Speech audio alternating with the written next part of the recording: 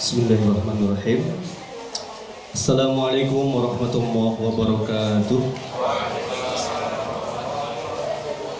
Innal hamdalillah nahmaduhu wa nasta'inuhu wa nastaghfiruhu wa nastahdihi wa na'udzu billahi min syururi anfusina wa min sayyiati a'malina may yahdihillahu fala mudilla lahu wa may yudlil fala hadiya lahu. Asyhadu an la ilaha illallah wahdahu la syarika lahu wa asyhadu anna Muhammadan abduhu wa rasuluhu la nabiyya wa la rasula ba'dah. Qala Allah ta'ala fi kitabihil karim ya ayyuhalladzina amanu taqullaha haqqa tuqatih wa la tamutunna illa wa antum muslimun. Allahumma la sahla illa ma ja'altahu sahla wa anta taj'alul hazna idza syi'ta sahla. Alhamdulillah, para calon wali santri Dr. Al-Ayyubi yang dimuliakan Allah, kita bersyukur kepada Allah pagi hari ini Allah Subhanahu wa Ta'ala hadirkan kita untuk bersama-sama mengilmui hal-hal yang menjadi kewajiban kita. Salah satunya adalah ilmu bagaimana mendidik amanah yang Allah berikan kepada kita. Kalau pepatah Arab mengatakan faqitu syai' la yu'tihi, ya, yang tidak punya sesuatu tidak bakal bisa memberi, yang tidak punya ilmu parenting tidak bakal bisa mendidik anak-anaknya. Padahal Masya Allah, hal yang harus kita khawatirkan adalah ketika Allah Subhanahu wa Ta'ala berfirman di dalam surat An-Nisa ayat yang ke-9 itu, Allah ingatkan kepada kita, tentunya para ayah, para bapak ini, wal yakhshal ladzina law taraku min khalfihim dzurriyyatan di'afan khafu 'alaihim wal yattaqullah wal yaqulu qawlan sadida. Wal yakhsha, dan hendaklah takut. Siapa yang harus takut itu? Kita. Law taraku, ya. Alladzina law taraku, orang-orang yang andaikan meninggalkan generasi di belakangnya, ya, generasi yang di'afan. Apa di'afan itu? Generasi yang lemah, ya. Khafu alaihim, yang mereka takutkan dari anak-anaknya itu. Falyattaqullah, maka bertakwalah kepada Allah, takutlah kepada Allah. Itu kita akan dimintai pertanggungjawaban kelak, ya. Makanya Masya Allah, kita belajar untuk terus senantiasa memantaskan diri sebagai orang tua yang baik. Maka semoga wasilah kajian pada pagi hari ini mengingatkan kembali akan peran terdekat kita, yaitu anak-anak kita yang harus kita bimbing agar kelak jangan menjadi generasi yang lemah, ya. Baik, hal yang menarik adalah ketika Rasul Shallallahu Alaihi Wasallam, ya, bahwa seluruh apa yang dilakukan oleh beliau Shallallahu Alaihi Wasallam ini, ya, sebagai sebuah kudwah, ya, termasuk sebagai seorang pendidik. Jelas Rasul itu pekerjaannya luar biasa, ya. Kalau beliau sebagai kepala rumah tangga, beliau mimpin berapa istri, Pak? 9 istri, ya, yang dipimpin oleh beliau. Sebagai kepala pemerintahan jelas sibuknya luar biasa. Bahkan sebagai pemimpin perang tertinggi, Rasulullah ini jelas mimpin perang dari satu ghazwah ke ghazwah yang lain, ya.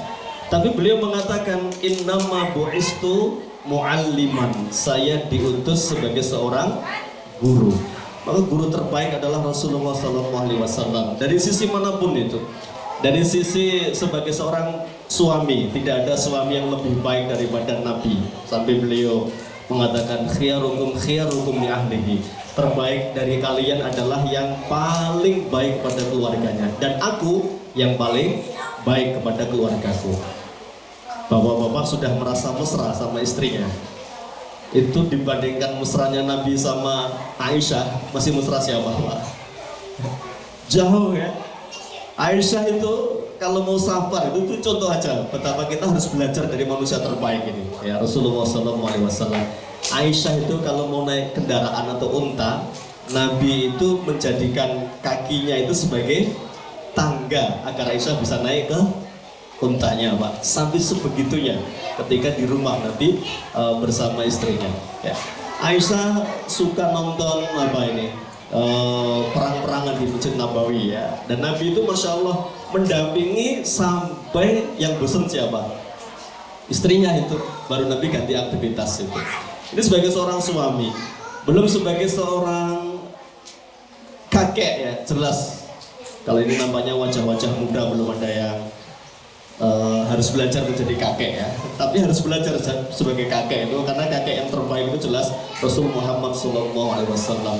Kakek yang baik, Masya Allah, tidak membiarkan ya cucunya melakukan sebuah kesalahan meskipun dalam pandangan manusia umum itu hal yang dimaklumi. Sebagaimana satu hari ketika Hasan ketika jalan tertatih-tatih di pojok Masjid Nabawi sedang disediakan kurma ya, dan itu kurma sedekah. Kemudian Hasan mengambil satu, ketika dimakan langsung dikejar oleh Nabi ya. Bahkan tidak cukup dikejar ya, karena suruh mengeluarkan, nggak mau, sampai dimasukkan tangan baginda Nabi ke cucunya, sampai dikeluarkan. Dan Nabi mengatakan, inzih ya, buang nak ya. Apakah kau tidak tahu sesungguhnya keluarga Muhammad haram makan harta sedekah? Itu kakek yang luar biasa ya. Karena memang biasanya kakek itu saking sayangnya sama cucu sering sekali ya, yang penting putune nyilok ya Pak, kalau di bahasa kita ya. Ini semua sisi kehidupan Nabi. Nah, kita mau bicara Nabi sebagai seorang pendidik yang menghasilkan, Masya Allah, tadi sudah panjang lebar disampaikan oleh Ustaz Adib ya. Apa yang dihasilkan dari pendidikan Nabi ini jelas ya, generasi yang hebat. Kalau Rasulullah SAW tadi menggaransi khairun nas qarni, sebaik-baik masa adalah masaku. Itu maksudnya adalah generasi didikan Nabi. Jadi kita bisa melihat Pak nanti bagaimana generasi didikan Nabi ini semuanya spesial di bidangnya ya. Kalau dia bidangnya di pasar seperti Abdurrahman bin Auf, itu Masya Allah yang manusia langka itu ya.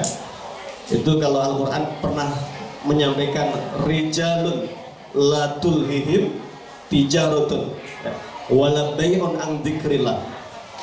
Jadi didikan Nabi itu meskipun pekerjaan intinya di pasar itu tidak sampai melalaikan dari tujuan utama hidup, yaitu mengingat mendekat kepada Allah Subhanahu wa taala. Itu didikan Nabi. Kalau budak, jelas ini budak yang berkelas. Ya, kalau Bilal bin Rabah ini, kalau hari ini mungkin bicara pendidikan itu memang ada tiga unsur ya Pak. Yang pertama adalah input, kemudian yang kedua adalah proses, yang ketiga adalah output atau hasil dari sebuah proses. Maka manusia itu betul ibarat bahan tambang, itu manusia modelnya macam-macam Pak. Ada yang memang spesial ya. Kalau Abdurrahman bin Auf itu memang bahan bakunya spesial ini ya. Abdurrahman bin Auf itu Bapak tahu ketika hari dimana pada hijrah ya, dan tidak membawa apapun kecuali iman, dan ya, kalau baju yang nempel di badan itu ya, maka hal pertama yang dilakukan Nabi adalah ta'akhal, mempersaudarakan Muhajirin dan Ansor. Masya Allah, generasi terbaik ini punya dua sifat istimewa. Muhajirinnya punya sifat iffah, selalu menjaga kehormatan dirinya, tidak menampakkan wajah-wajah berbelas kasih kepada orang-orang yang membantunya. Dan Ansornya Masya Allah punya sifat ithar, selalu mementingkan kebutuhan orang lain dibandingkan kepentingan dirinya. Saya cerita Abdurrahman bin Auf itu ketika ditawari, kita sudah masyhur kisahnya ya, ditawari oleh, dan kebetulan yang dipersaudarakan orang kaya juga ya. Rasulullah SAW bersaudarakan dengan seorang Ansor yang kaya. Ketika ditawari, ya Abdurrahman, kami punya kebun kurma yang sangat banyak, silakan kamu pilih yang paling subur mana. Saya punya beberapa istri, saya akan ceraikan, silakan kamu nikahi ya. Tapi Abdurrahman itu Masya Allah Pak, tidak menjadikan ini aji mumpung ya, tapi beliau hanya Beliau tunjukkan izahnya, kemuliaan seorang itu adalah pada ifahnya, yang menjaga kehormatannya. Dia hanya mengatakan, cuma tunjukkan pasar kepada saya. Ada yang ahli pasar ini? Ini ahli pasar didikan Nabi ini, Pak. Coba tunjukkan pasarnya di mana. Maka Abdurrahman itu, masya Allah ya, dalam waktu 1 pekan, ya, lama nggak ketemu Nabi, di pekan berikutnya ketemu Nabi, dia sudah bajunya wangi, ya, kemudian ini tampilannya sudah fresh gitu ya. Nabi agak curiga ini, ditanya, Abdurrahman, kamu kok lain penampilannya? Ya. Iya ya Rasulullah, saya sudah menikahi gadis Ansor Madinah. Ya. Lantas maharmu apa? Ya, maharnya emas. Ya. Jadi kerja sepekan itu sudah berani melamar anak orang dan maharnya emas itu. Gak kayak kita, maharnya seperangkat alat sholat ya, sama Al-Quran mungkin ya. Abdurrahman itu yang dikatakan oleh para mu'arrikh ahli sejarah itu, andaikan dia balik batu gitu Pak, itu di bawahnya sudah jadi emas itu ya. Jadi batu dipoles Abdurrahman itu jadi emas. Itu bagaimana para pengusaha di zaman Nabi itu, masya Allah. Jadi di zaman Nabi itu kaya sama miskin itu kayak bukan nasib Pak, itu lebih kepada kayak pilihan hidup ya. Ada tahu sosok Umar bin Khattab itu ya, kalau dibandingkan dengan para penguasa hari ini nggak ada bandingannya, itu bainas sama wal ard itu perbandingannya ya. Itu Umar itu kaya raya luar biasa Pak. Itu ketika jatah perang Khaybar itu ghanimahnya sebagian besar dimiliki oleh Umar bin Khattab ya, tanahnya memanjang itu. Dalam fikih Umar itu disebutkan ya hampir mayoritas dimiliki oleh Umar bin Khattab itu ya. Itu tapi beliau itu ketika khutbah ya, bajunya tambalan ya, biasanya begitu. Kali ini ketika khutbah dan sedang baru mau naik mimbar pakai baju baru, belum sampai bicara sudah disuruh turun dulu sama sahabatnya. Wahai khalifah ya Amirul Mukminin, jangan sampaikan khutbah dulu sebelum jenengan jelaskan dari mana baju yang jenengan pakai itu. Karena kemarin yang dibagi oleh negara itu saya yakin nggak cukup dipakai oleh jenengan, badannya besar gitu. Umar sampaikan, iya, kenapa saya kainnya cukup saya pakai, karena kemarin jatah putra saya Abdullah bin Umar itu dikasihkan saya, maka saya buat jubah dan cukup saya pakai untuk khutbah Jumat kali ini. Dan dipersilahkan oleh ininya kaum muslimin, ya silahkan, sudah jelas begitu ya. Itu sosok pemimpin yang luar biasa, hasil didikan Rasul Shallallahu Alaihi Wasallam. Bagaimana Nabi bisa mendidik itu ya, selain bahan bakunya istimewa, tentu prosesnya yang harus kita buka kembali. Makanya tadi diikuti pernyataannya Imam Malik bin Anas, gurunya Imam Asy-Syafi'i rahimahullah, lantas lu hadhil ummah illa bima soluha bihi awwaluha. Kalau umat sekarang ini mau baik ya, satu-satunya jalan adalah buka kembali bagaimana Nabi mendidik para sahabat itu sehingga jadi orang hebat ya. Bagaimana urutannya sehingga sahabat-sahabat itu masya Allah ketika datang perintah Allah Subhanahu wa Ta'ala yang berat sekalipun tidak ada ucapan kecuali sami'na wa ata'na. Bagaimana ketika mereka ya, jatuh dalam sebuah kesalahan itu dihukum seberat apapun oleh Rasulullah, mereka tidak mau bahkan meninggalkan barisan kaum muslimin meskipun ada tawaran yang lebih menggiurkan ya. Itu semua tentunya kita harus buka kembali lembaran-lembaran bagaimana pendidikan Nabi ya. Nah disinilah yang harus kita yakini kembali bahwa ungkapan tabi'in tadi Imam Malik bin Anas itu, lantas lu hadhil ummah illa bima suluhati awaluha. Kalau kita mau baik maka kita buka kembali lembar bagaimana pendidikan di era Nabi Shallallahu Alaihi Wasallam ya. Kenapa harus kita buka kembali? Karena sejarah pasti berulang ya. Dan pasti karena Allah sendiri yang menegaskan dalam surat Ali Imran ketika membahas tentang perang Uhud ya, Allah sampaikan watilkal ayyamu nudawiluha bainan nas. Demikianlah al-ayyam, hari-hari itu. Ya. Jadi kejayaan itu pasti akan berulang dengan sebab yang sama, kemudian juga kehancuran itu akan berulang dengan sebab yang sama. Itu keyakinan. Ya. Makanya Dr. Rogib Asirjani, ya, beliau ini pakar sejarah, punya banyak karya yang luar biasa. Bahkan beliau punya buku, ya, peradaban Islam itu beliau kumpulkan kejayaan-kejayaan daulah-daulah, ya, baik di masa Umayyah, Abbasiyah sampai terakhir adalah Utsmani. Kemudian beliau simpulkan, ya, semua peradaban besar itu dimulai dari apa? Pendidikan. Ya. Hal yang mendasar sekali untuk merubah semuanya adalah dari pendidikan, dan pasti itu. Makanya Rasulullah SAW, ya, ketika beliau mimpin kaum muslimin, itu sudah ada dua peradaban besar, Persia dan Romawi. Ya. Yang menarik para sejarawan, pernahkah Nabi belajar sesuatu dari dua negeri yang hebat ini, negeri adik kuasa? Pernahkah Nabi belajar militer dari Persia Romawi, padahal itu negeri yang harusnya itu sebagai tolok ukur, ya, ya, kehebatan di hari itu, tapi tidak pernah sama sekali.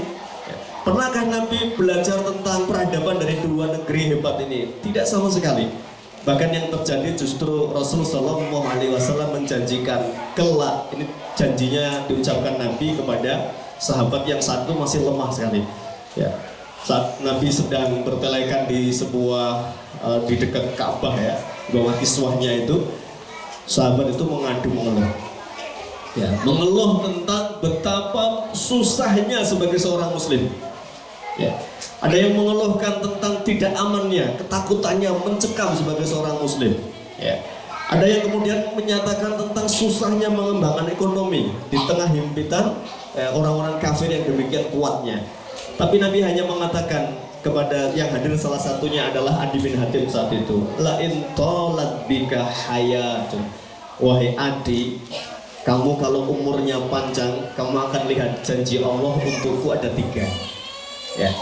Yang pertama, kamu akan lihat kalau hari ini kita sedang tidak aman, ya, ketakutan terus mendominasi kita, kelak kamu akan lihat saking amannya negeri-negeri Islam itu ada perempuan sendirian itu haji berangkat dari Hira. Sampai Adi ditanya oleh Nabi, atadrunal Hira, kamu ngerti nggak Hira itu di mana? Saking asingnya itu sahabat, ya, mengatakan kami pernah mendengar tapi belum pernah ke tempat itu. Hira itu sebuah kampung di daerah Irak kalau nggak salah. Ya. Itu datang safar sendirian ke Mekah, jauhnya luar biasa. Sampai sahabat itu batin, lantas di mana para penyamun yang biasanya selalu merampok di sepanjang perjalanan para musafir itu? Ya. Yang kedua, Nabi mengatakan, la intolat bika hayah, kamu kalau umurnya panjang kamu akan melihat Kisra bin Hurmuz itu kelak akan tunduk di bawah kekuasaan Islam. Ya. Sahabat sampai nggak percaya, bertanya, Kisra bin Hurmuz ya Rasulullah, apa betul kita akan mengalahkan Kisra? Iya, Kisra bin Hurmuz. Ya. Dan salah satu buktinya adalah ketika Nabi mau hijrah, yang mengejar adalah Suraqah bin Malik. Kemudian Suraqah ini diberitahu Nabi, ya, Suraqah kelak penaklukan Kisra bin Hurmuz, yang pakai mahkotanya Kisra adalah kamu. Ya. Raja Persia, ya, Kisra bin Hurmuz. Kalau Raja Romawi Heraklius, ya, Herakal, ya. Kemudian yang ketiga, kamu kalau umurnya panjang kamu akan lihat hari itu ada seorang muslim, dia keluarkan hartanya, mudan min dhab, itu satu genggam emas. Dia keliling kemana-mana, dari pagi, siang ditawarkan ke semuanya. Semuanya mengatakan, saya juga bingung mau mengeluarkan zakatnya. Ya. Ya. Kalau hari ini bingung saking sedikitnya yang mau dibagi, ya Pak. Hari itu orang bingung mengeluarkan zakat itu, sampai dibuang ke Afrika itu. Ya. Adi bin Hatim cerita, wong hidup be Allah, dua janji Nabi saya lihat sendiri. Perempuan yang hari itu berangkat dari Hira ke Mekah sendirian dengan keadaan aman. Yang kedua, saya termasuk terlibat penaklukannya negeri Persia, Kisra bin Hurmuz. Dan betul, di zaman Khalifah Umar. Bahkan Umar sendiri yang memakaikan mahkotanya Kisra kepada Suraqah bin Malik saat itu. Dan yang ketiga yang tidak saya temui adalah ketika kemakmuran kaum muslimin sampai ada orang yang mengeluarkan emas, ya, kemudian tidak ada yang menerimanya. Dan itu terjadi di zaman Khalifah Umar bin Abdul Aziz. Ya. Kembali ke tadi, jadi masya Allah, meskipun kiblat kaum muslimin, maaf, meskipun kiblat dunia hari itu tuh kembali ke dua negeri yang dikuasa, Persia dan Romawi, tapi Nabi nggak pernah ya merasa rendah, inferior. Bahwa Nabi selalu mengatakan ya bahwa ini yang dikutip oleh Umar bin Khattab ya, nahnu qaumun a'azzanallahu bil Islam. Ya, kita ini kaum Arab ini dulu terbelakang sekali ya. Namanya aja kaum jahiliyah secara menyebutnya ya, tidak tahu mana kebaikan mana keburukan ya.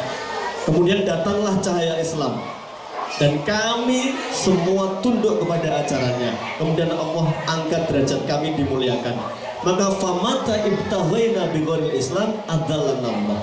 Maka Umar mengatakan, kapan kami pakai sistem selain sistem Islam, termasuk pendidikan itu, ketika kami pakai pendidikan selain pendidikan dari Islam, adzallana Allah, pasti kami akan dikembalikan kepada kehinaan oleh Allah Subhanahu wa taala. Itu yang menginspirasi. Jadi masya Allah, Nabi tidak pernah silau dengan kehebatan pendidikan hari ini ya, di masa itu, maaf ya. Baik para ayah bunda sekalian, calon wali santri Kutat Al Ayyubi yang dimuliakan Allah Subhanahu wa taala. Jadi kita hari ini bermimpi bersama, Pak. Mimpi boleh nggak, Pak? Harus punya mimpi. Kalau mau bahasa kerennya namanya visi ya. Sebenarnya itu visi itu ya kayak mimpi kan. Mimpi kan boleh ya. Makanya mimpinya harus tinggi biar kalau jatuh masih tinggi juga gitu ya. Artinya kalau Nabi aja ngajari kita ya, kalau minta surga jangan sedermo ya, atau ya Allah saya monggolah masukkan surga mana aja, saya sudah senang gitu pokoknya gitu. Enggak, tapi kalau ngajari, kalau punya permintaan minta yang paling hebat yaitu Firdaus. Kenapa? Fa innaha a'lal jannah, kata Nabi, itu surga yang paling tinggi derajatnya. Al asuful jannah, yang paling pertengahan, paling hebat ya. Nah, sama kita punya mimpi, visi yang disebut dalam Al-Qur'an adalah bagaimana kita punya visi untuk kebaikan generasi tadi. Yang pertama yang jelas adalah kita tidak ingin generasi kita lemah ya. Itu visinya berarti punya generasi yang kuat ya. Kuat dalam hal apa? Tentunya dibaca dalam tafsirnya. Lemah itu di dalam tafsirnya banyak para ulama mengatakan apa generasi yang lemah itu? Satu, lemah dalam hal ilmu ya. Ini yang membuat masya Allah kaum muslimin hari ini kehilangan pelita karena minimnya ulama ya. Sudah minim, akhir-akhir tahun-tahun ini banyak yang meninggal dunia. Itu persis dengan sabda Rasul sallallahu alaihi wasallam, innallaha la yaqbidul ilma intiza'an yantazi'u minal ibad walakin yaqbidul ilma bi qabdil ulama. Ilmu ini Bapak Ibu sekalian, kalau enggak kita gelorkan kepada generasi-generasi anak-anak kita ini nanti akan hilang, diambil oleh Allah Subhanahu wa taala. Kenapa? Allah cara ngambilnya bukan kitabnya yang diangkat, tetapi alimnya yang diwafatkan oleh Allah Subhanahu wa taala. Hatta sampai ya, di dalamnya alimun, sampai kalau nggak ada satupun orang alim ya. Alim itu padahal masya Allah kalau kita bicara kehebatan para ulama itu, mereka bukan hanya alim tapi al-alamah. Kalau al-alamah itu berarti hebat di semua ilmu ya.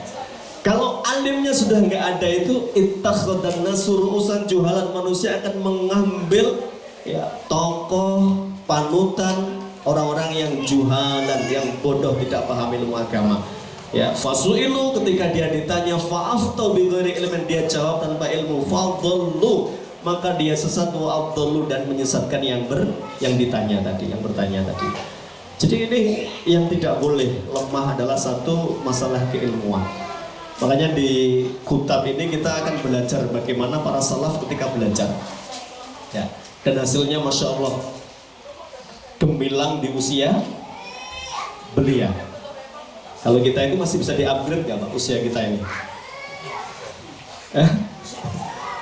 Nah, Islam itu makanya kehebatan Nabi itu Pak, inputnya itu macam-macam usianya.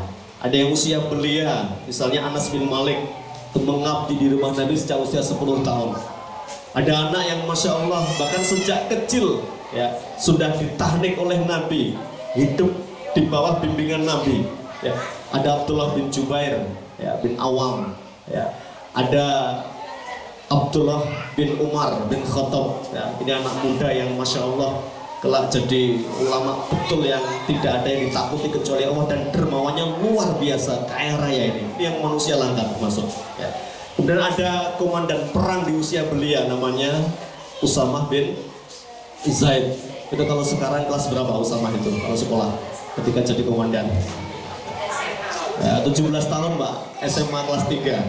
Kalau anak-anak kita, anak-anak muda hari ini itu 17 tahun itu masih dengan kesibukan apa ini, game online-nya ya. Perangnya perang tapi pakai perang apa, Mobile Legends ya. Itu Usamah bin Zaid sudah diutus ya oleh Nabi untuk menaklukkan imperium terkuat hari itu, Romawi. Dan Masya Allah gemilang hasilnya, menang itu ya Usamah bin Zaid ya. Kemudian kalau ada yang beralasan saya sudah terlambat, banyak sahabat yang Masya Allah ya sudah tua baru masuk Islam.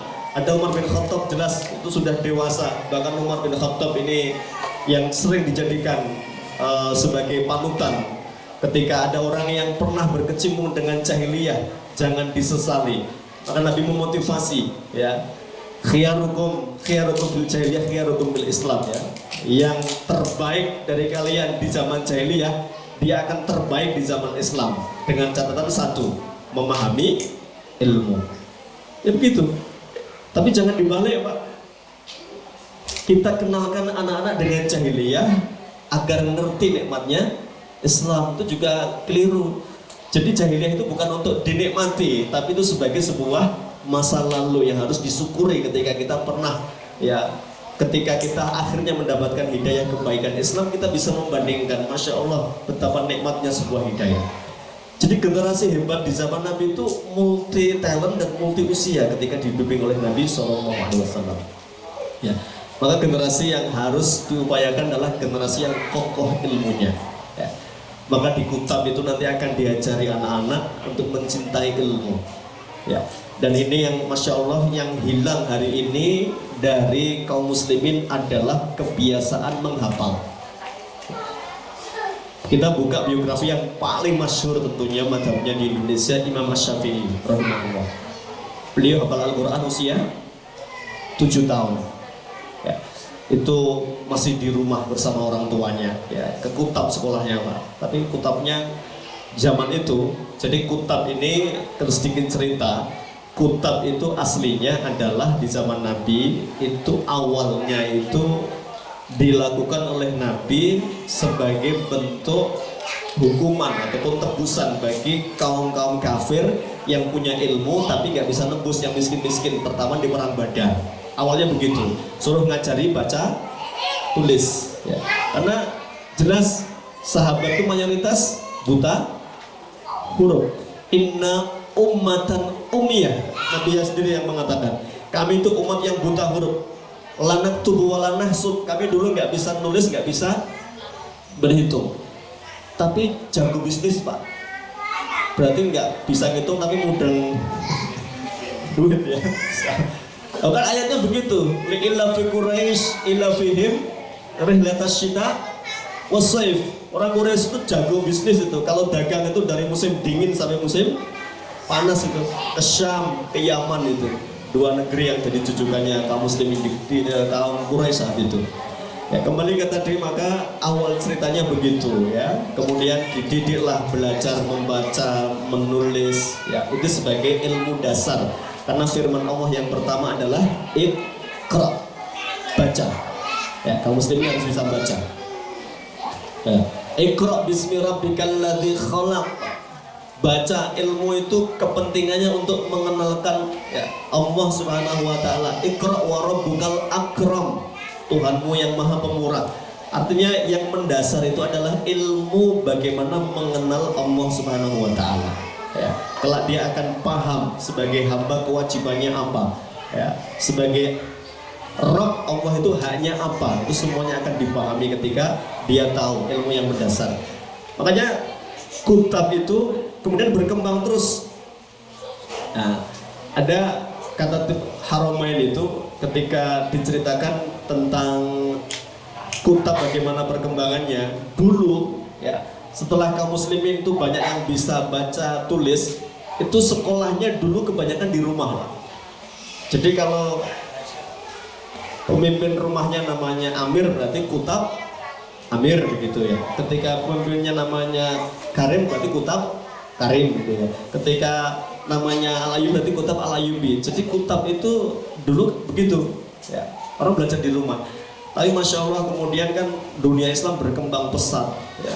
Kesibukan kaum muslimin luar biasa ya. Hari itu banyak futuhat-futuhat di Madinah ya. Naklukan ini tahun ini Badar, tahun depannya ada Uhud, tahun berikutnya nanti ada Khandaq, tahun berikutnya ada kemudian Hudaybiyah ya. Kemudian ada nanti Tabuk ya. Ada Fathul Mekah, sibuknya luar biasa. Belum lagi ngirim ke berbagai tempat-tempat untuk berdakwah. Akhirnya dibentuklah ya kutab ya sebagai sebuah media. Kalau tadi di rumah, kemudian di masjid-masjid berhalaqah-halaqah bersama para sahabat yang punya kemampuan mengajar dan tidak disibukkan dengan dunia jihad fisabilillah saat itu. Ya, itu. Nah, kalaupun akhirnya tetap kembali ke masjid, ya, tapi pada hakikatnya tanggung jawab utama pendidikan untuk anak-anak itu tetap Allah Subhanahu wa taala mengingatkan dalam surat At-Tahrim ayat yang ke-6. Ya ayyuhalladzina amanu qu anfusakum wa ahlikum nar. Itu tanggung jawab sepenuhnya di pundak kita, terutama para bapak. Karena itu yang disasar kita. Anfusakum itu kita, wa ahlikum dan keluarga kita, naron dari api neraka. Ya. Maka ketika akhirnya kutab ya menempati karena di masjid kemudian berkembang ya di zaman daulah itu terus berkembang. Bahkan ada kutab itu dulu punya murid 3.000. Bahkan gurunya ketika mengontrol hafalan muridnya itu harus naik kendaraannya, onta ya. Dari satu halakoh pindah itu sampai naik kendaraan karena saking luasnya itu. Dan masa itulah masa gemilangnya peradaban Islam ketika ilmu mendapatkan makom yang sangat tinggi sekali. Maka bisa melihat ya semua daulah gemilang di zamannya ketika memuliakan ilmu. Ya, hari itu ya alim ditempatkan dengan semestinya. Ya. Bahkan kita bisa melihat kaum muslimin dengan gemilang cerita-ceritanya bagaimana mereka perjuangannya luar biasa. Imam Malik rahimahullah itu gurunya Imam Syafi'i. Itu untuk menjadi alim itu Masya Allah beliau sampai menghabiskan harta benda orang tuanya. Bahkan terakhir itu beliau tinggal rumah, hartanya itu dijual Pak untuk cari ilmu, belajar itu ya.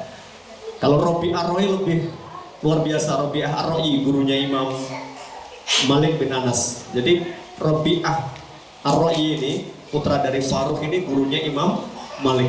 Itu Masya Allah ketika orang tuanya ditinggali harta, dalam Syiari Alamin Nubala itu disebutkan 30.000 dinar itu. Saya pernah ngitung itu miliaran itu Pak.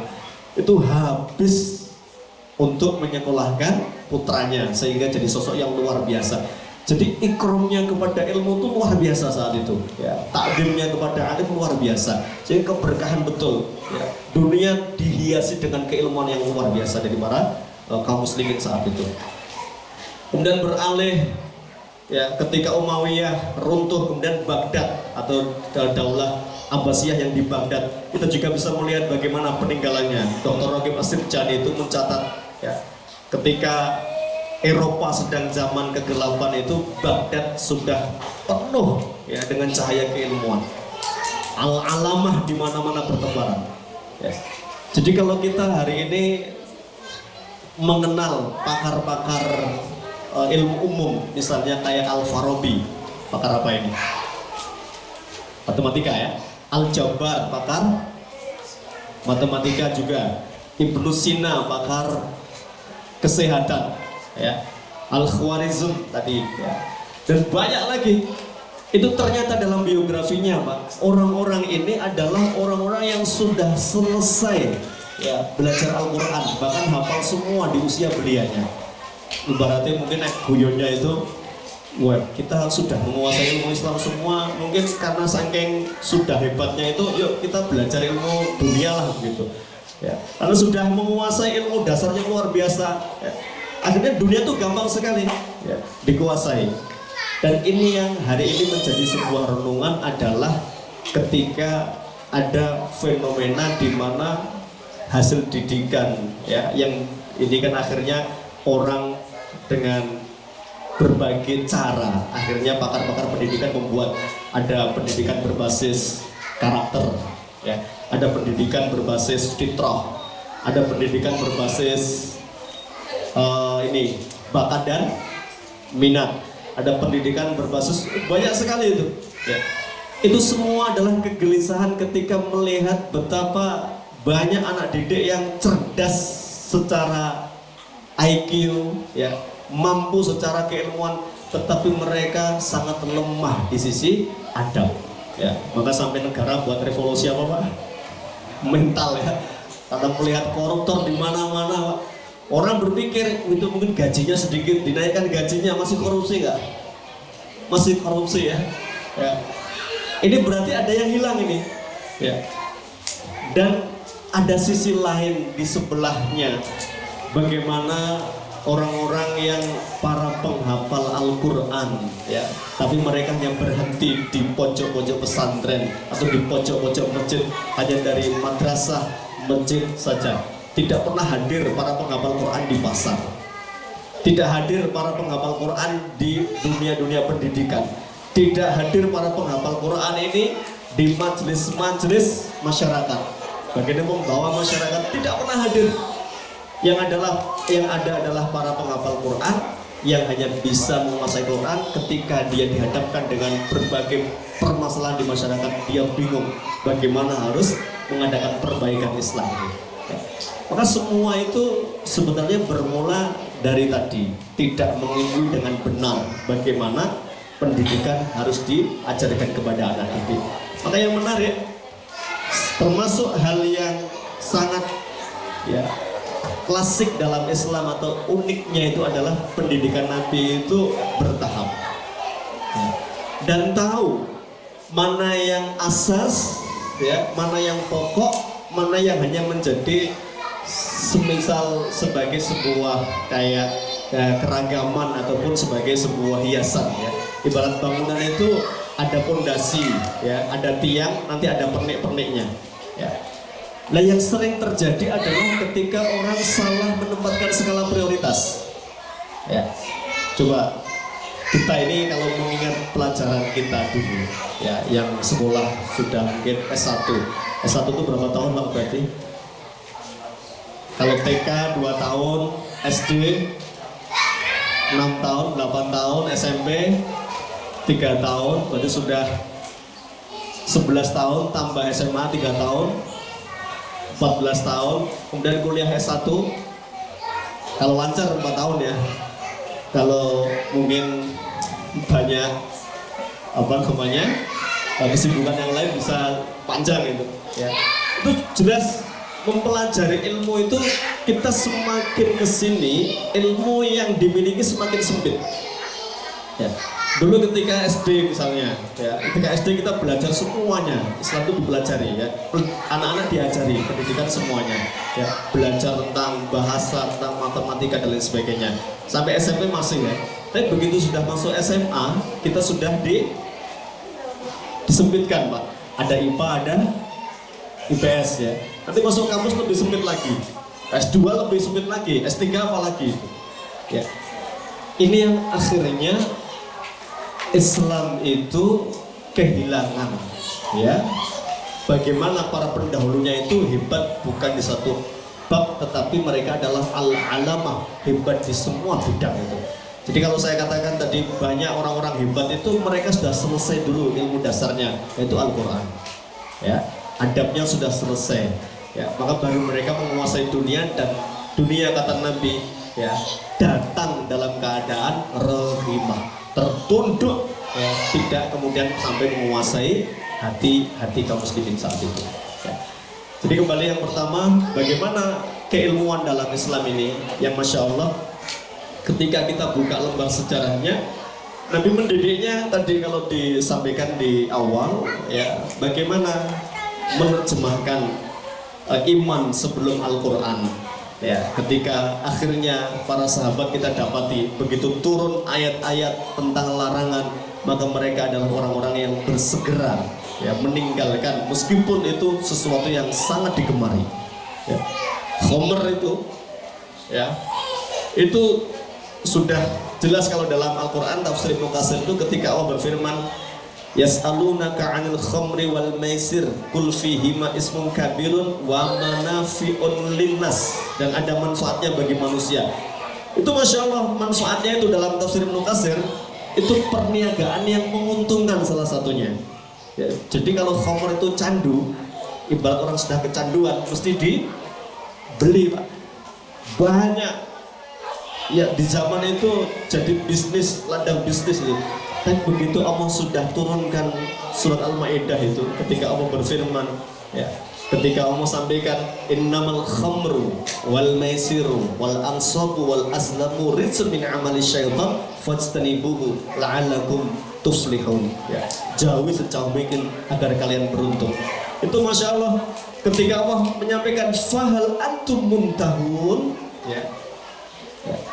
Apakah kalian tidak berhenti ya dengan larangan itu? Sahabat menjawab intahaina, intahaina, intahaina. Iya, kami berhenti. Tahu Pak sejarahnya, Madinah langsung hari itu banjir dengan khamar. Itu generasi yang disebut tadi ya, begitu turun ayat Al-Quran bertambahlah iman kami ya. Jadi kalau hari ini kita sedih mendengar ya para penghafal Quran tetapi sholat 5 waktunya tidak dijaga. Para penghafal Quran tidak menjaga adabnya. Padahal Imam Nawawi punya kitab ya tentang ini adab para penghafal Quran itu. Imam Nawawi rahimahullah ya, madhabnya beliau dari ulama salah satu madhab Syafi'i yang sangat produktif. Usianya muda meninggal, baru usia 40-an tahun meninggal, tapi karyanya luar biasa. Salah satunya beliau menulis tadi ya adab hamalatil Quran itu ya, adab para penghafal Quran ya. Berarti ada yang terbalik di sini ya. Kenapa para penghafalnya Al-Quran ya, justru saya pernah datang ke sebuah pesantren penghafal Quran Pak, jelas itu ya, lembaga tahfidz itu. Saya mampir musafir saat itu sedang sholat subuh ya. Masya Allah adzan sudah berkumandang itu belum ada yang ngumpul di masjid Pak itu ya. Saya melihat sendiri pagi harinya ketika menghafal Quran itu masya Allah ditemani asbak, ditemani kopi sama rokok ya gitu. Dengan santainya murojaah begitu ya. Ini tidak sama sekali mencerminkan bagaimana para penghafal Quran harusnya adalah mereka itu alas sholatihim yuhafidun ya. Paling mendasar itu barometer kebaikan orang itu sholatnya kata Nabi, itu mendasar itu ya. Karena Rasulullah SAW menyampaikan ya, yang pertama kali akan dihisab dari seorang hamba mayuhasabu bihil mar'u yaumal qiyamah as-sholat, sholatnya dulu. Maka berarti ada yang keliru ini dalam pendidikannya ini. Dan makanya bagaimana Rasulullah SAW mendidik para sahabat, beliau ajarkan ayat demi ayat, berikut diajarkan tentang kedalaman maknanya ya. Bahkan Nabi tidak berpindah ke ayat berikutnya sebelum yang kemarin diamalkan. Itu yang dilakukan oleh Rasul SAW. Dan basisnya pasti ya, membangun dari mana ya, dari hal-hal yang mendasar iman dan adab. Kalau Islam punya konsep pendidikan, Islam itu punya konsep pendidikan itu mukul itu bagian dari pendidikan Pak. Sekarang boleh nggak pukul di dunia pendidikan umum? Ya, tidak boleh ya. Ya, kekerasan itu. Ya. Tapi Nabi SAW mengajarkan, ya, gantungkan cambuk di rumah-rumah kalian sampai terlihat oleh semua, ya, anggota keluarga kalian. Umar bin Khattab begitu mendengar hadis ini, beliau langsung ke pasar, Pak, beli cambuk itu. Ya. Itu artinya bahwa Islam itu, ya, segala sesuatunya konsepnya jelas. Kapan dia memukul itu pukulan takdim, pukulan pendidikan. Kapan dia memberikan reward hadiah itu hadiah yang mendidik. Ya. Kapan dia memuji itu pujian yang bukan melenakan, pujian yang mendidik. Kapan dia menghukum itu bukan hukuman yang merendahkan anak-anak, itu hukuman yang mendidik.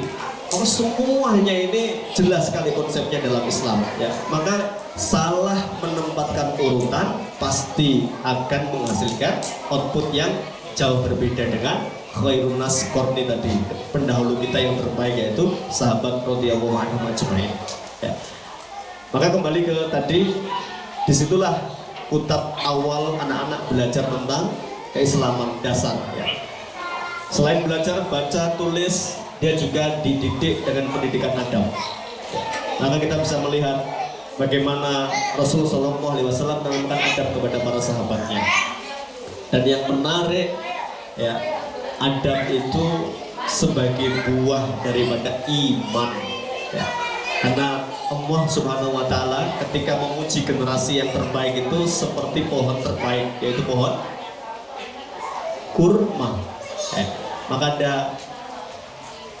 di surat Ibrahim, ya, ayat 24 dan 25, Allah sampaikan, alam taro kaifa daraballahu masalan kalimatan thayyibatan kasajaratin thayyibah asluha sabitun wa far'uha fis sama tu'ti ukulaha kullahinin bi'idni rabbiha.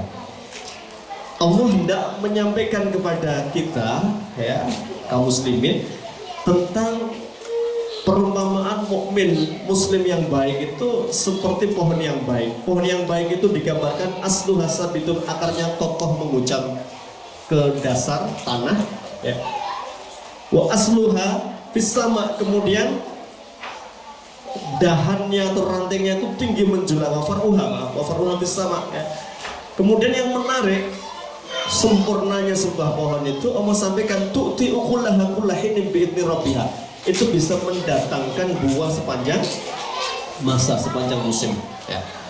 Ini kalau sudah berbuah itu Masya Allah, yang kita lihat pohon itu kan mesti yang dipuji apanya, Pak? Buahnya. Ada nggak kita melihat pohon yang dipuji akarnya? Kan nggak ada, Pak. Ya, misalnya Masya Allah pohon ini akarnya bagus sekali. Akar itu nggak kelihatan, ya, tapi ini pondasi, ya. Orang ngertinya itu buahnya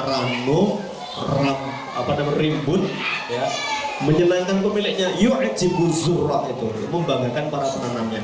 Itu orang ngertinya begitu, tapi prosesnya itu yang harus dipelajari. Ya.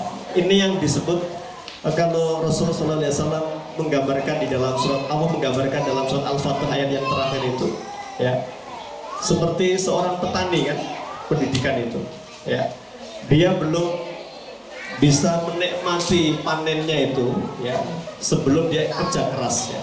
Maka kalau petani itu dia tanam, ya, sebelum tanam apa? Berarti menyiapkan lahannya dulu. Bagaimana dicangkul, bagaimana digemburkan, bagaimana rumputnya diambil, baru disemai bibit di situ. Ya. Apakah ditinggal pulang kemudian panen? Tidak, Pak. Ya. Masih didatangi setiap pagi, ya. Kalau kurang subur maka dipupuk, kalau banyak hama maka disemprot, ya. Itu ketika sudah kelihatan hidup, ya, itu belum panen itu. Kamu sudah sampaikan yu'jibu zurra, itu sudah membanggakan para penanamnya. Artinya apa? Jangan tergesa-gesa menikmati hasil panennya, maka dinikmati proses yang Masya Allah membersami anak-anak ini. Dan kutab ini, Pak, yang membedakan dengan pendidikan lainnya adalah bahwa di sini keterlibatan orang tua itu hukumnya apa? sunnah, wajib ya. Hukumnya wajib artinya bahwa lembaga pendidikan berbasis ataupun seperti Kutat ini adalah lembaga pendidikan yang sebenarnya sedang berupaya ya bersama-sama dengan orang tua memperbaiki generasi ya. Dan ini yang Masya Allah tidak boleh lepas memang. Makanya ulama-ulama zaman dulu itu ya ketika belajar ya itu selalu ya antara rumah dengan tempat dia belajar baik yang di masjid ataupun di madrasah itu selalu ya saling menjaga, ariayah itu saling menjaga ya. Ketika Imam Malik misalnya itu mau belajar pertama kepada gurunya Robi'ah Ar-Ra'i tadi itu, ibunya pesan, nak belajarlah adab Robi'ah sebelum engkau mempelajari ilmu dari Robi'ah ya. Belajarlah adabnya sebelum kau ambil ilmunya ya. Itu yang mahal sekali Pak ya. Bahkan para ulama zaman dulu itu seperti misalnya Imam Ahmad bin Hanbal itu beliau punya majelis ilmu, sekali majelis itu yang hadir bisa 5.000. Disebutkan itu bahwa yang 500 itu betul-betul belajar hadisnya, sementara yang 4.500 hanya belajar adabnya kepada gurunya. Karena semua ulama sepakat bil adabi tafhamul ilm ya. Dengan adab yang benar maka engkau akan memahami sebuah ilmu, keberkahannya itu ya. Maka tidak mungkin kita bisa mendapatkan buah terbaik dari hasil pendidikan ini kalau tidak saling sinergi ya. Misalnya di sekolah sudah disampaikan tentang adab ya paling sederhana Pak ya, keseharian nanti mengadab itu yang sederhana itu dimulai dari yang keseharian ya. Rasulullah SAW itu ketika Anas bin Malik itu pembantu yang dihibahkan orang tuanya agar berkhidmat kepada Nabi, itu contoh. Satu hari dia cerita, dulu ketika saya bersama Nabi diajak makan bersama di hidangan ya, di situ banyak jenis makanan, kemudian saya mengambil yang saya sukai dan ternyata itu posisinya jauh, maka saya ambil ya. Kemudian Nabi SAW menegur dan mengambil tangan saya dan kemudian mengatakan ya, ambil yang terdekat darimu, makan dengan tangan kananmu, ucapkan Bismillah. Itu sesuatu yang Masya Allah, sesuatu yang harus ditanamkan dan itu tidak memerlukan barangkali ilmu yang tinggi, tetapi disitulah justru keberkahan ilmu itu dimulai dari adab kepada Allah Subhanahu wa Ta'ala ya, karena mengikuti aturan dari Allah Subhanahu wa Ta'ala. Kemudian juga ketika para sahabat misalnya tentang ibadah itu ya, ibadah itu Masya Allah itu nanti bangunan kedua setelah imannya kokoh, ibadah itu nanti menjadi sebuah ya indikator kebaikan, itu adalah salah satunya ibadahnya. Makanya tadi wafarul hafiz sama itu maksudnya ibadahnya akan muncul. Maka kita bisa melihat ketika sahabat Abdullah bin Umar ya, dia mimpi satu hari. Abdullah bin Umar ini mimpi. Dalam mimpinya ini melihat malaikat ya penjaga neraka, dan dia dibawa hampir saja dimasukkan ke dalam neraka, seakan-akan begitu. Tiba-tiba dia bangun. Ketika dia bangun, dia langsung terkaget, ternyata dia bangun tuh dibangunkan Rasul tidur di masjid itu. Dia malunya luar biasa. Kemudian dia cerita sama kakaknya Hafsah, salah satu istri Nabi ya. Hafsah mendapatkan cerita, Hafsah nyampaikan kepada Rasul SAW.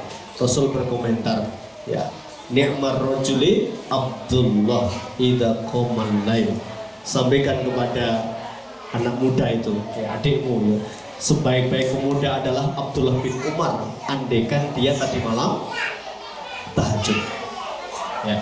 Abdullah cerita, Masya Allah, sejak nasihat Nabi itu kemudian saya tidak pernah melewatkan satu malam pun tanpa ada sholat malam di dalamnya ya. Ini kenapa yang membuat kita bertanya-tanya, apa hebatnya sebuah nasihat dari Rasul tadi sehingga menginspirasi Abdullah terus untuk memantaskan diri sebagai manusia terbaik, pemuda terbaik dengan sholat malamnya. Karena rahasianya adalah yang menyampaikan sosok yang sudah jelas. Rasul itu kalau sholat malam sampai kakinya bengkak-bengkak. Artinya apa? Itu kalau bahasa sekarang itu yang keluar dari hati akan masuk ke dalam hati. Ya. Karena memang anak-anak kita itu membutuhkan qudwah, ya. Membutuhkan contoh. Ya. Termasuk sholat tadi. Makanya perintahnya jelas, muru auladakum bisolah wahum abna'u sab'i sinin. Perintahkan anakmu sholat ketika usia sudah 7 tahun. Itu yang mendasar sekali, ya. Makanya ini masa-masa terbaik kita untuk mengenalkan, ya. Anak membutuhkan keteladanan dari orang tua, ya. Ketika kita jelas, ya, anak bangun kita sudah rapi, subuh misalnya, ya, sudah rapi, ya, sudah wangi, pantas menuju masjid, ya. Dan anak dibangunkan, dia yang pertama dilihat adalah orang tuanya, ya. Pada subuh ketika orang tuanya, ya, sibuk, ya, membuka lembar demi lembar mushaf, dia tahu, ya, bahwa orang tuanya sedang memberikan contoh bahwa pada subuh itu aktivitas terbaik adalah tadarus tilawah Al-Quran, ya. Coba bayangkan Pak, kalau anak kita sudah kita sampai uratnya menonjol merintahkan, ya, sholat nak, tapi orang tuanya tidak pernah mengajarkan berjamaah di masjid. Atau pada subuh ngajari, nak, pada subuh itu menghafal Al-Quran itu waktu yang terbaik, tapi mohon maaf orang tuanya tidak mampu memberikan keteladanan. Maka dalam Islam itu usia dini itu yang paling menentukan adalah keteladanan konsepnya. Ini yang mahal sekali dari Islam. Nah, di kitab itu nanti kita akan menyampaikan kepada anak-anak perihal adab terlebih dahulu, karena ini yang mahal sekali. Kita bicara masalah generasi, ya, generasi di zaman salaf itu, ya, masya Allah, kalau panjang masa belajarnya itu, ya, bahkan mereka kalau mau hebat itu punya rumus masing-masing. Kalau Imam Syafi'i punya 6 rumus, ya. Kalau Asy-Syafi'i ini tabi'in, tapi muridnya para sahabat-sahabat senior yang ngaji sama beliau. Beliau juga punya tips bagaimana menjadi ulama hebat itu, ya. Salah satunya beliau mengatakan sayrun fil bilad, ya. Jadi beliau melalang buana, ya, berbagai negeri didatangi, ada ahli ilmunya, dia datangi, dia serap ilmunya sehingga sangat kokoh ilmunya, sangat tajam sekali, dalam sekali, ya. Ini Asy-Syafi'i, ya. Kalau Imam Syafi'i mengatakan tulu zaman, waktu yang sangat panjang sekali untuk belajar ini, ya. Tapi akhirnya mutiara-mutiara itu lahir dengan penuh, ya, kebesarannya. Itu lahir dari pendidikan yang sangat jelas, ya, targetnya apa, ya, apa yang harus disampaikan terlebih dahulu, urutannya seperti apa, ya. Baik, kembali ke tadi generasi yang kokoh ini, ya, saya tadi mungkin tidak bicara banyak terkait dengan kurikulum, ya, nanti mungkin lebih di sekolah barangkali bisa lebih menjelaskan tentang kurikulum itu, maksudnya hal apa saja yang dipelajari dari di kitab ini, belajar tentang apa saja. Nanti mungkin lebih pas kepala sekolah untuk menjelaskan, ya, bahwa kurikulumnya pagi ini, siang ini, muatannya seperti apa. Bisa aja satu kitab dengan kitab yang lain berbeda, ya. Tapi saya hendak menyampaikan apa yang menjadi fokus dari pendidikan kitab ini, ya. Yang menjadi fokusnya adalah inspirasinya tadi, ya, bahwa kita akan mengulang kebesaran orang-orang terdahulu, ya. Itu ternyata dimulai dari pendidikan di usia belia, di usia dini, ya. Ibarat kalau komputer itu, Pak, ya, semakin sedikit isinya biasanya semakin enteng, ya.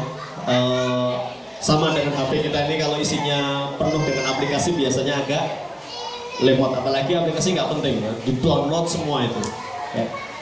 Begitulah anak-anak ketika dia mendapatkan sesuatu yang tidak pada porsinya, ya. Belum saatnya diberi, kemudian diberi. Belum saatnya diisi, sudah dipaksakan diisi. Ini satu, tidak manfaat. Yang kedua, menyebabkan ayo nggak sampai hack lah ya, paling enggak berat lah ya, sudah capek betul. Tapi masya Allah yang masuk sesuatu yang nggak dia butuhkan itu. Ya, ini. Ya. Misalnya anak-anak belajar tentang masih apa namanya SD sudah belajar tentang matematika yang tinggi sekali ya, tentang hal yang sangat apa namanya ini harusnya dikaji oleh mereka yang membutuhkan saja. Tapi semuanya diberikan. Akhirnya anak-anak itu ya sudah, dia sudah penat belajar sesuatu yang memang belum dibutuhkan. Akhirnya justru ketika mempelajari yang dibutuhkan, dia justru sudah kehabisan energi.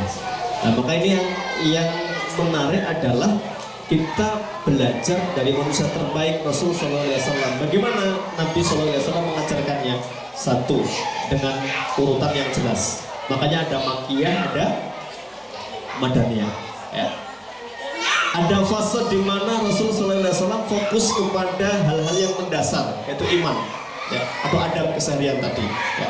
Sebelum Nabi menyampaikan tentang banyak hal, tentang fikih, tentang hukum-hukum syar'i yang lain, tapi Nabi sudah membangun fondasi dulu.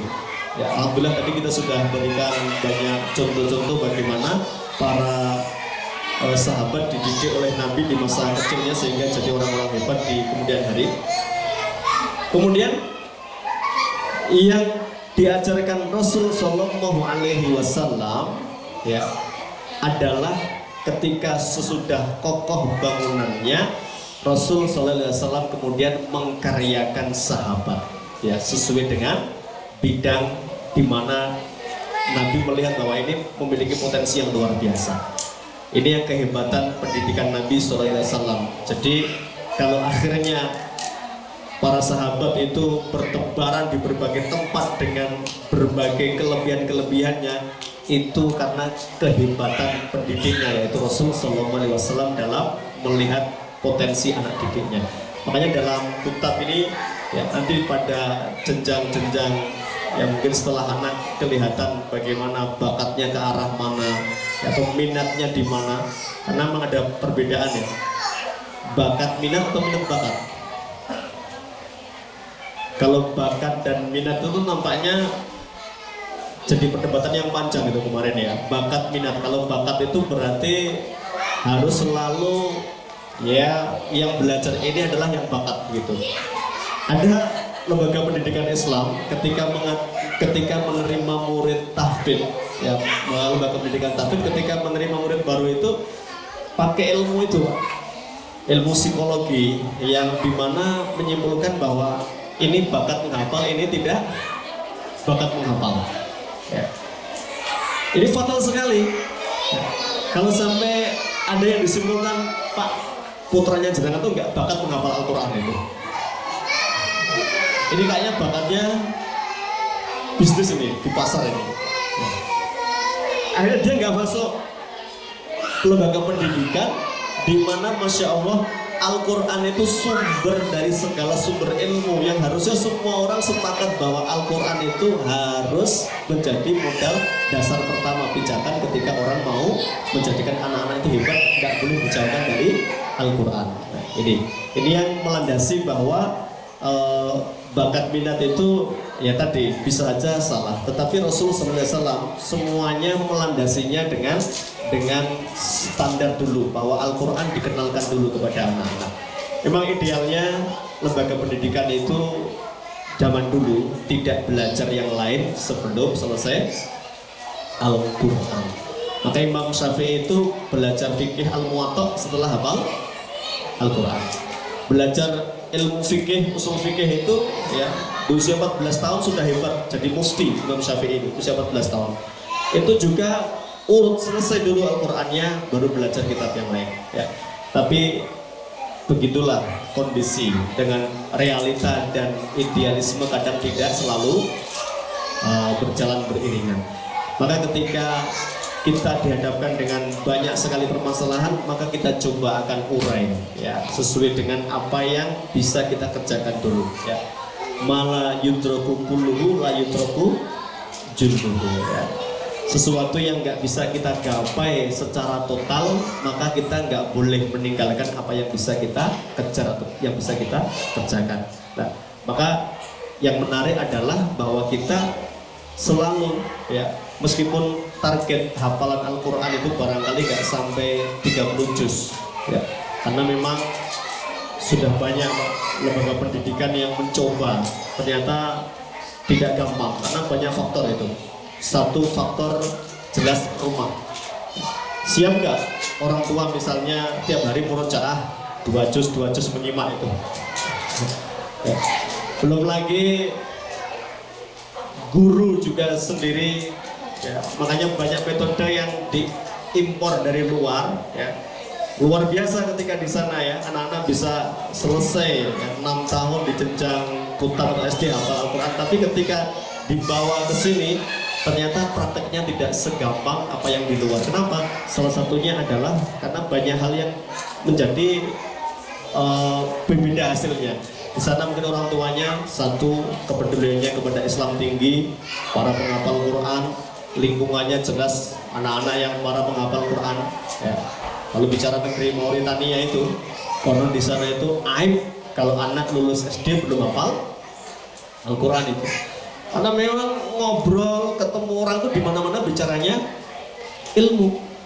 Dan itu yang hari ini baru disadari oleh kaum muslimin ketika hilang ya, banyak ilmu-ilmu itu salah satunya karena nggak dihafal. Salah satunya ya, hilang dari kaum muslimin karena nggak dihafal. Al ilmu fis sudur la fi sudur ya, ilmu itu harusnya dihafal ya, bukan sekedar dicatat ya. Maka Kutab sebagai lembaga pendidikan yang akan membesarkan akan kembali mengulang kebesarannya, kita harus ya melihat bagaimana ilmu itu akan dikenalkan kepada anak-anak ya dengan konsep yang sudah mulai hilang itu, yaitu dengan urut kemudian dihafal sesuai dengan jenjangnya masing-masing ya. Para ayah, bunda, bapak, ibu, peserta kajian, semoga Allah SWT mudahkan kita untuk terus ya membersamai, diberikan kesabaran oleh Allah SWT agar kita kelak menikmati hasilnya ya. Maka sekali lagi, ini lembaga pendidikan yang tidak bisa hanya mengandalkan guru, tetapi orang tua akan diajak bersama-sama memperbaiki generasi. Karena sebenarnya tanggung jawab utama adalah di tangan orang tua masing-masing. Guru sebagai elemen yang memang menguasai ilmu itu yang diharapkan akan membimbing kita para orang tua bagaimana seharusnya orang tua berperan.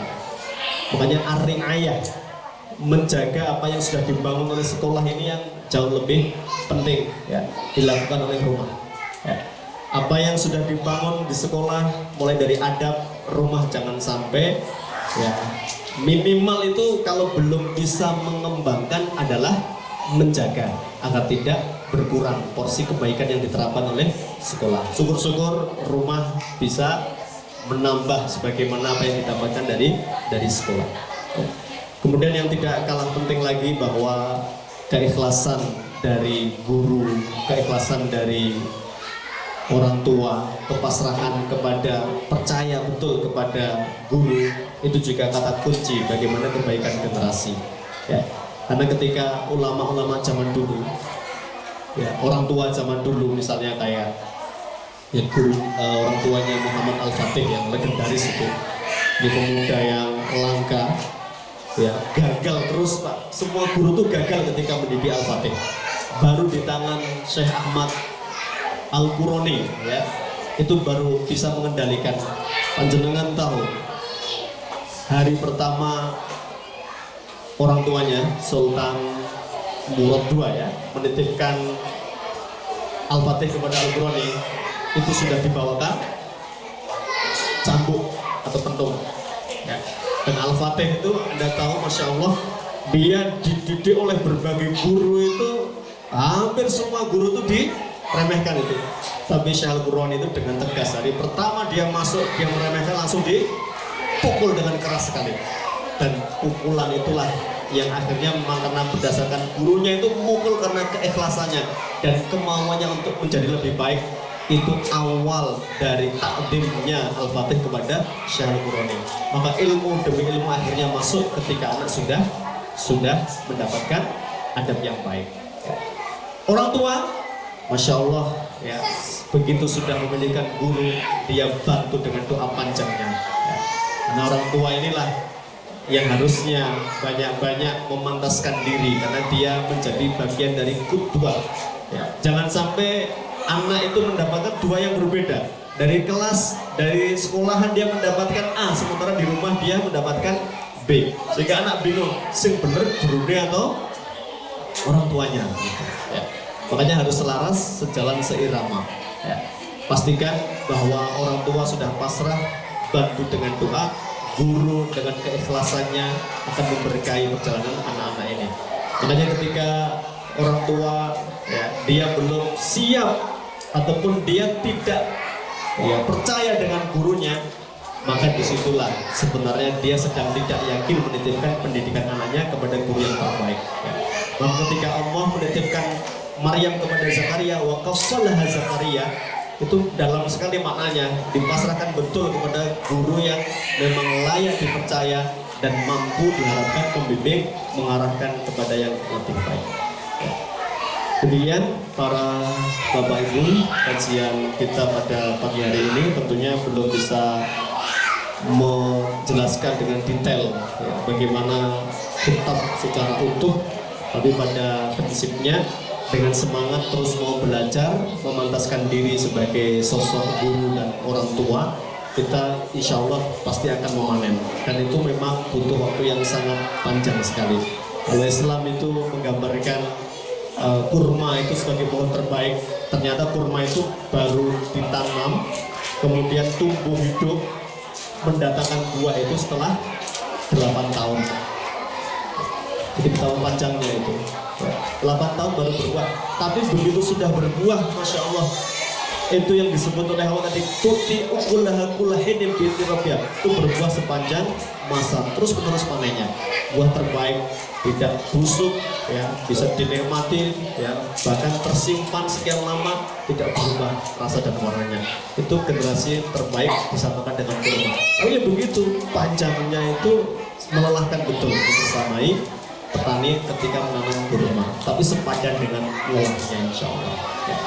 Baik, waktu saya kembalikan ke pembawa acara.